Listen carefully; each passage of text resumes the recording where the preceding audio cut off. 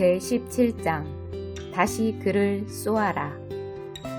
제가 가르치는 내용을 듣고 많은 사람들이 의아하게 여기면서 고심을 합니다. 어떻게 그렇게 믿을 수 있어요? 지금 내 몸에 통증이 있고 치유받았다는 아무런 신체적 증거도 없는데 내가 나았음을 믿으라고 하시는 거예요? 또 이렇게 반응하는 사람들도 있습니다. 아, 알았다. 실제로는 낫지 않았지만 나은 것처럼 행동하라는 말씀이군요. 그러면 그렇게 될 거라는 말이지요? 아닙니다. 그건 제가 가르치는 바가 아닙니다.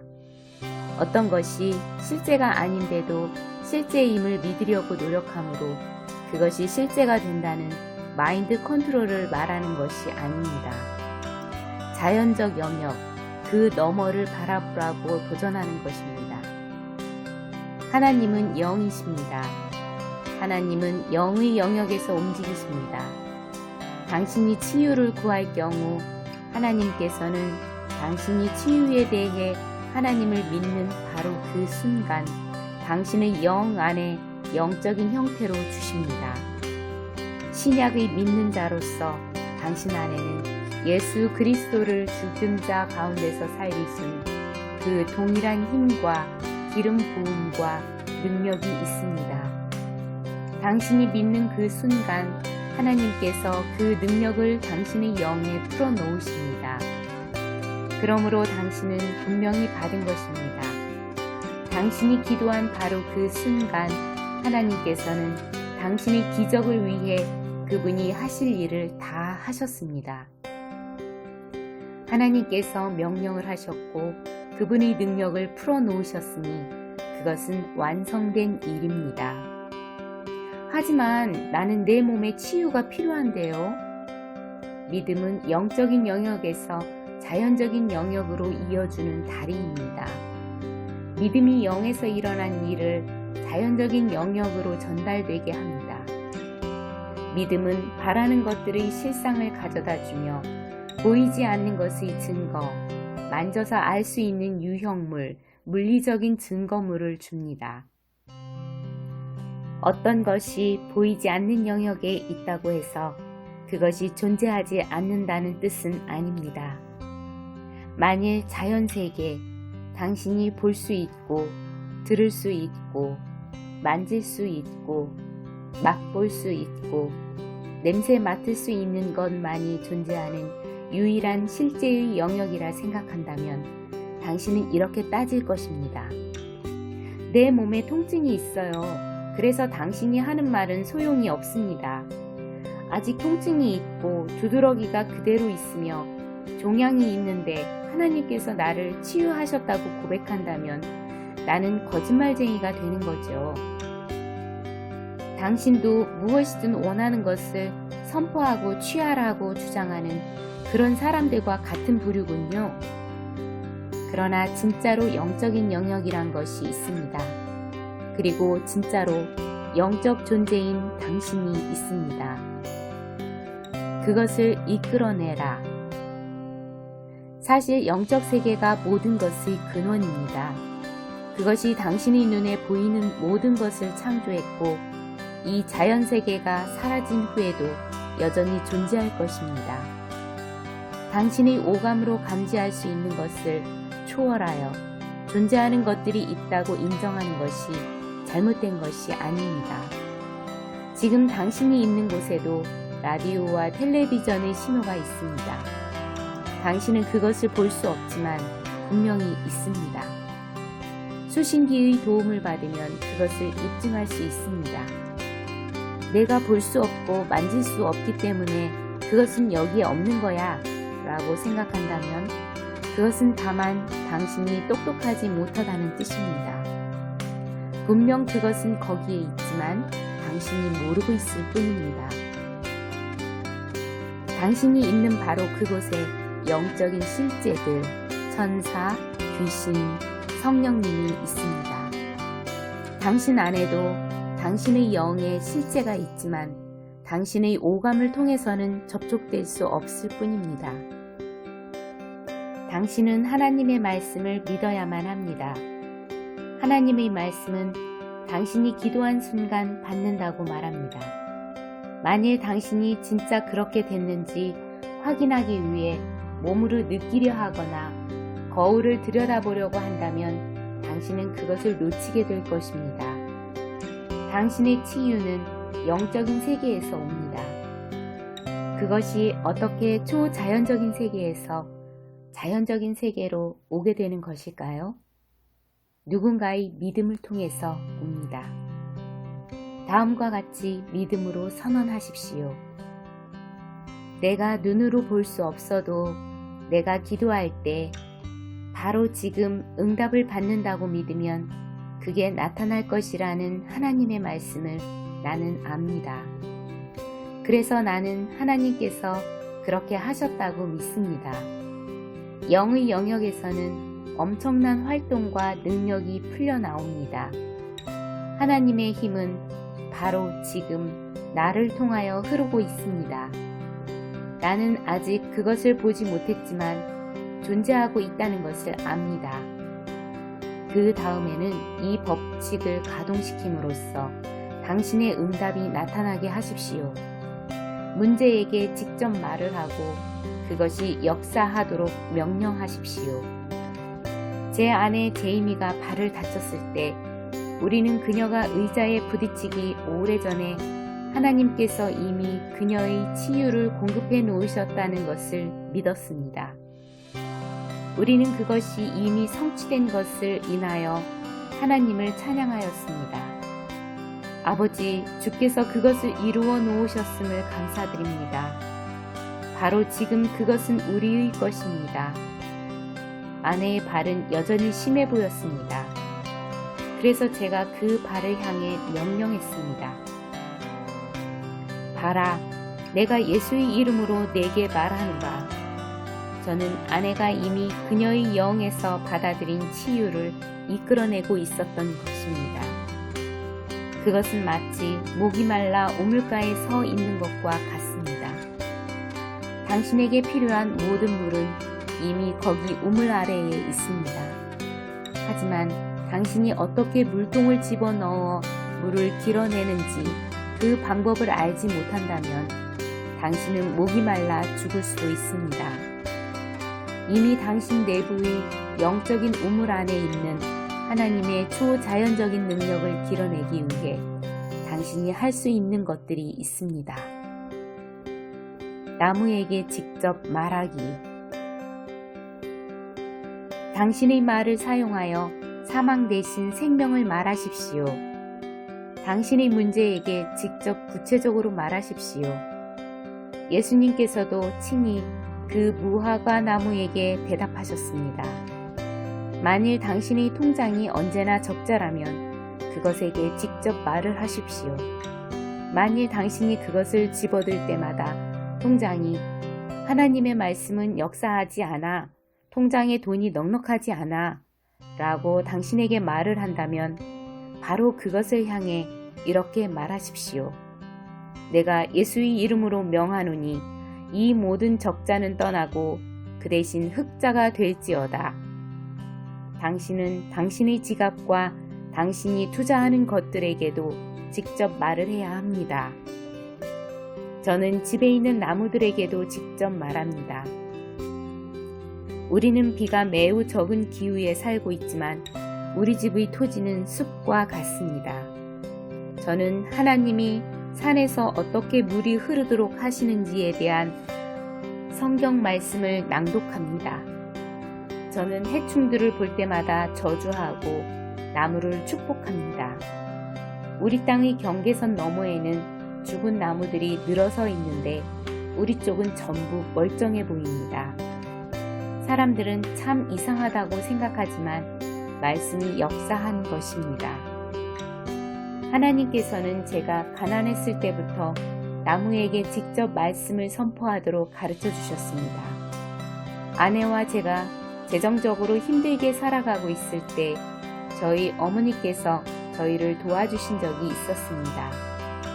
어머니께서 우리가 재정적인 어려움이 있다는 것을 알고 그러셨는지 모르고 그러셨는지는 확실치 않지만 이따금 어머니께서 우리를 식사에 초대해 주셨는데 그것은 우리가 1, 2주 정도 굶은 후에 먹었던 유일한 끼니였습니다.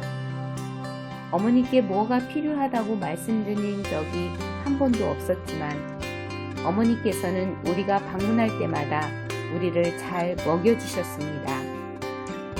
그래서 저는 어머니 집의 잔디를 깎아드림으로 보답을 하곤 했습니다.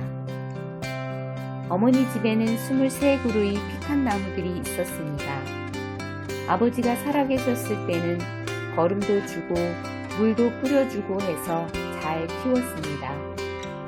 그때 피칸 나무들은 해마다 300 내지 400파운드의 열매를 생산했습니다. 아버지가 돌아가신 후 우리는 나무들을 그냥 방치했습니다. 마침내 어느 해에는 도롱이 벌레들이 들끓어 피칸의 전체 생산량이 겨우 50파운드에 불과하였습니다. 그 이듬해에는 제가 풀을 벨 때마다 그 나무들을 축복했습니다. 잔디 깎는 기계를 들고 나무 주위를 걸어 다니면서 한 손을 나무에 대고 이렇게 말했습니다. 도롱이 벌레들아, 내가 예수의 이름으로 너희들을 저주하고 너희들에게 명하노니 죽을지어다. 나무야, 너는 복을 받았어. 내가 네게 명하노니 열매를 맺어 생산할지어다. 그 해에 우리는 피칸을 500파운드 이상 수확하였습니다. 하나님 나라는 어떻게 역사하는가? 당신의 몸에게 직접 말을 하십시오. 그러면 몸이 당신에게 반응을 할 것입니다. 과학자들은 우리 뇌의 일부가 음성으로 작동한다는 것을 발견하였습니다. 피곤해 라고 하면 당신의 뇌가 그것을 듣고 당신의 몸에게 쉴 준비를 하라고 지시한다는 것을 발견했습니다. 당신이 피곤해 라고 말할 때는 더 피곤해지는 것입니다. 만일 당신이 기분 좋아 라고 하면 뇌가 몸 전체에 엔돌핀을 보내서 활력을 주기 시작합니다. 하나님께서 계속 말씀해 오신 것을 과학이 이제야 발견하고 있는 것입니다. 당신의 몸은 통증을 죽이는 능력이 있습니다. 진통제는 사실 통증을 완화시키지 못합니다. 진통제가 하는 일은 당신의 몸이 엔돌핀을 내도록 자극을 할 뿐입니다. 당신의 통증을 완화시키는 것은 바로 그 엔돌핀입니다. 최근에는 뇌에서 엔돌핀을 내는 부분에 전기 충격을 가하는 기술까지 생겨서 만성적 통증 환자들이 이용을 하고 있습니다.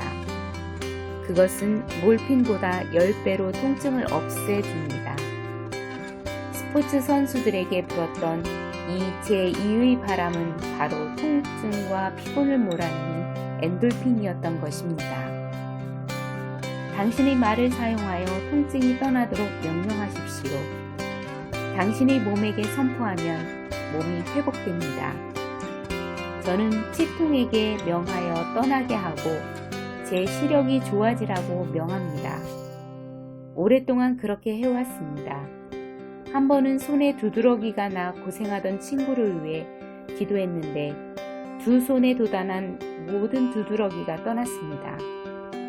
그냥 자동적으로 약이나 먹어야겠다는 생각을 하지 마시고 당신의 몸에게 선포하십시오. 이것이 하나님의 나라가 역사하는 법칙입니다. 우리가 그것을 너무 어렵게 만들어버렸습니다. 우리는 불신으로 이렇게 기도합니다.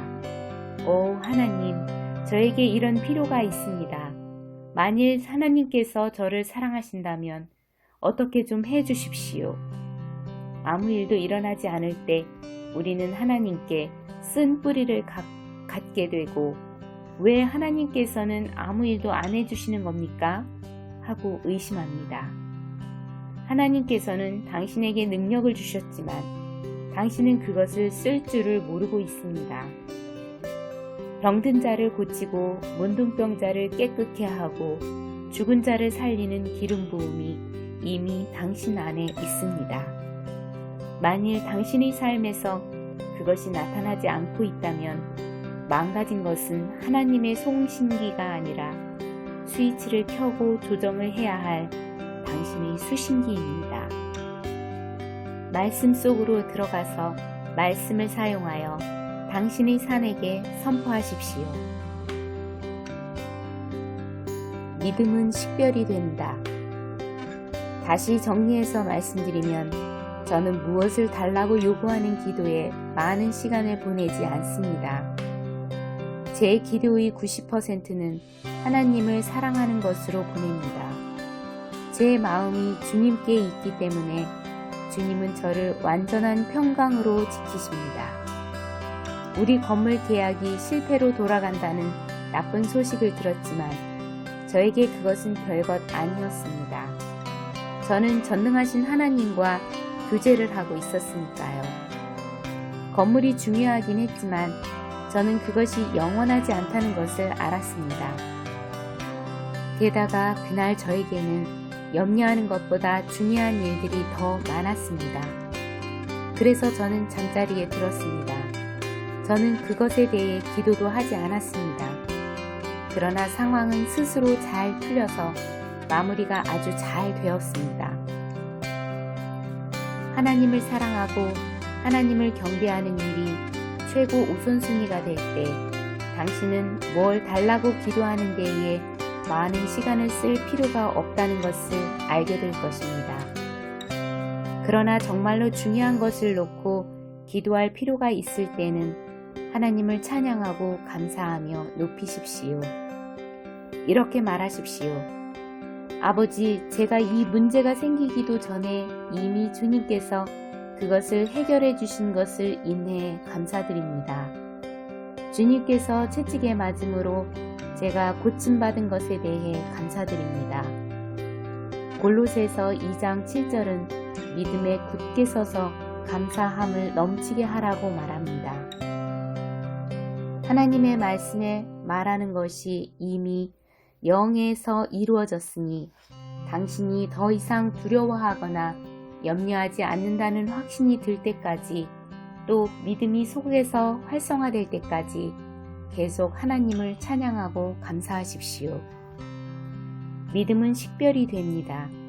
저는 저에게 믿음이 있는지 감지가 됩니다.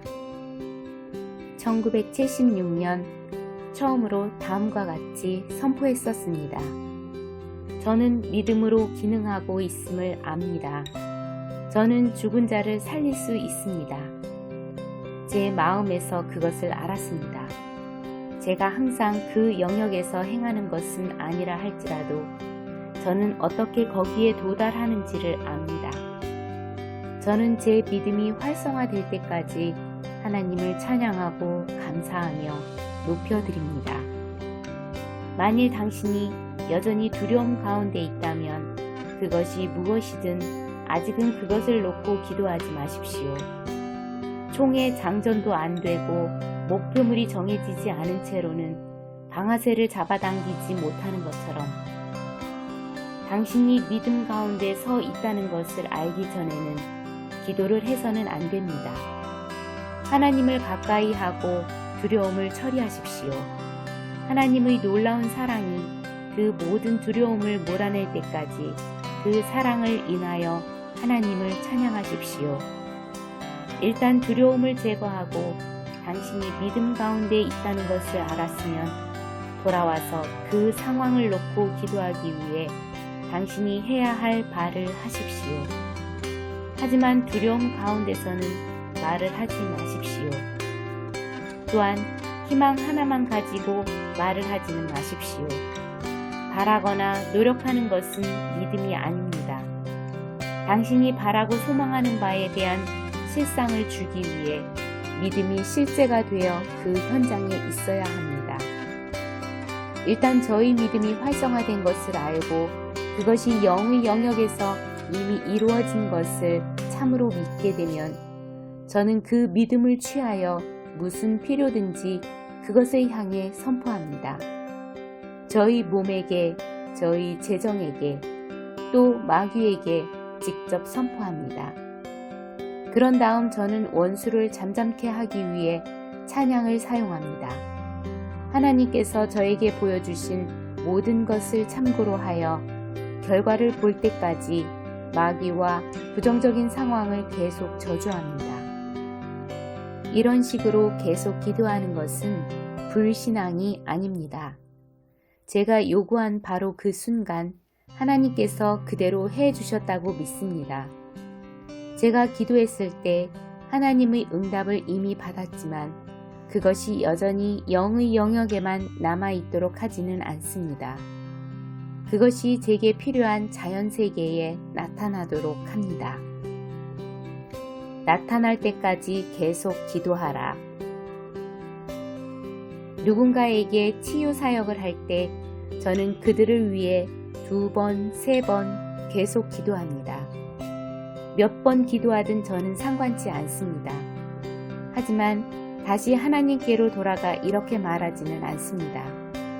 아버지, 첫 번째는 역사하지 않았어요. 이제는 제발 역사하게 해주세요. 아닙니다. 저는 하나님이 신실하시기 때문에 치유가 일어났다고 믿습니다. 하나님께서 주셨는데 우리의 수신기에 뭔가 문제가 생긴 것입니다. 그러기에 저는 계속 작업을 하는 것입니다. 만일 마귀가 성령님께 조금이라도 저항한다면 저는 다시 마귀를 향해 총을 쏠 것입니다. 예수님께서 벳세다의 눈먼 자에게 하신 것처럼 저는 응답이 나타날 때까지 기도합니다. 하나님은 신실하셔서 내 손에 들어오기 전에 이미 필요를 채워 놓으셨다는 태도를 가져야 합니다. 하나님의 공급은 항상 당신의 필요보다 더 크다는 것을 깨달을 때 담대함과 확신과 믿음이 마음에서부터 일어날 것입니다. 때때로 저는 제 자신의 유익을 위해서뿐 아니라 다른 사람의 유익을 위해서도 똑같이 기도합니다. 저는 보통 준비가 되어 있지만 제가 기도해주는 대상은 그렇지 않을 수도 있습니다. 최근 한 에이즈 여성 환자를 위해 기도했는데 그녀와 대화하는 가운데 그녀에게 아직도 두려움이 있다는 것을 알았습니다. 그래서 저는 이렇게 기도하기 시작했습니다. 아버지께서 모든 이름보다 더 높으시니 감사합니다. 에이지에는 이름이 있습니다. 에이지야, 너는 예수의 이름 앞에 무릎을 꿇을지어다. 바로 그때 저는 그녀의 믿음이 활성화된 것을 감지했습니다. 그래서 저는 계속 말했습니다. 에이지야, 너는 패배자야. 너에게는 아무 능력도 아무 힘도 없고 어떤 지배권도 없다. 이런 식으로 하면 저희 믿음과 저희 기도를 받는 사람의 믿음이 둘 다 강화됩니다. 그런 후에 그 상황을 향해 선포하고 하나님의 능력을 풀어놓음으로써 저는 수천 번이나 즉석에서 치유가 나타나는 것을 목도하였습니다. 또 한 여성은 부어오른 2발 때문에 치유 기도를 받았습니다. 한 발은 정상으로 돌아왔지만 다른 발은 아직 부어오른 그대로였습니다. 이렇게 의심하는 사람도 있을 것입니다. 왜 하나님께서는 2발 다 치유하시지 않나? 하나님은 양쪽 다 치유하셨습니다. 다만 그녀가 2발 중 하나에만 치유를 받았던 것입니다.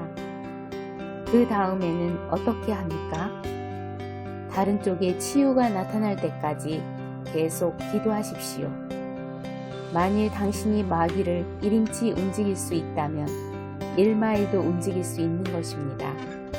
한 번에 1인치씩 하면 됩니다. 당신의 결과는 향상될 것이다. 사람들은 하나님께서 신비스러운 방법으로 치유하신다고 생각합니다. 하나님이 원하시면 그들이 치유를 받는다고 생각합니다. 만일 지연되거나 어떤 문제가 생기거나 그들이 어떤 것을 향해 선포하고 꾸짖는 믿음에 서야 하는 상황이 생기면 의심을 합니다. 왜 역사가 안 일어났지? 하나님께서 사용하시는 우리는 불완전한 사람들입니다. 만일 우리가 불신앙으로 충만하지만 않다면 더 크고 더 빠른 역사를 볼 것입니다. 우리가 매일 여가를 즐긴답시고 막장 드라마를 보며 살인, 간음, 동성애의 마음을 뺏기고 나쁜 뉴스에 귀를 기울이고 살면서 하나님의 일이 일어나는 것을 본다는 것은 기적입니다. 예수님께서는 당신이나 저 같은 불완전한 그릇을 사용하셔야 하기 때문에 하나님의 능력이 원하는 만큼 빨리 나타나지를 않습니다. 사람마다 각각 다른 모양의 불신앙이 있으며 아직도 처리되지 않은 문제들이 있습니다. 하지만 그것 때문에 방해받지는 마십시오. 자주 사용을 하면 하나님의 능력을 전달하는 당신의 전도성도 증가합니다. 두어 번 시도해보고 당신이 바라는 결과를 아직 얻지 못했다고 해서 포기하지는 마십시오. 예수님조차도 그분의 고향에서 그들의 불신앙 때문에 제한을 받으셨습니다. 계속해서 하십시오. 이상 몇 가지를 이해하고 믿고 실천한다면 당신의 결과는 크게 향상될 것입니다.